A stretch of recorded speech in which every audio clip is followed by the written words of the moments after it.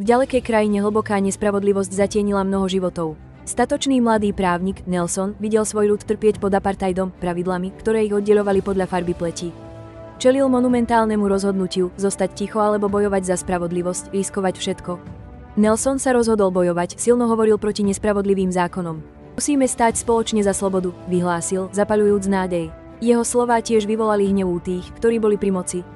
Čoskoro bol zatknutý a odsúdený na dlhé väzenie. Som pripravený zomrieť za túto vec, vyhlásil statočne, prijímajúc svoj osud, že jeho voľba znamenala obetovanie osobnej slobody.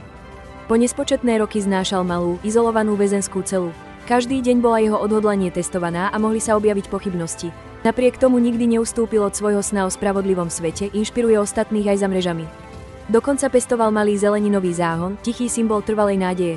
Plynuli 10 ročia a svet sledoval jeho hlboký boj. Svetoví lídri požadovali jeho prepustenie a brány väzenia sa konečne otvorili. Nelson, starší, ale vyžarujúci silu, vyšiel k srdečnému jasotu národa. Zvolil odpustenie namiesto horkosti a stal sa vizionárskym vodcom. Viedol svoju krajinu k mieru a nikdy neoľutoval svoj odvážny postoj za spravodlivosť. To nás učí, že keď urobíte silné rozhodnutie pre dobro, nikdy ho neoľutujte.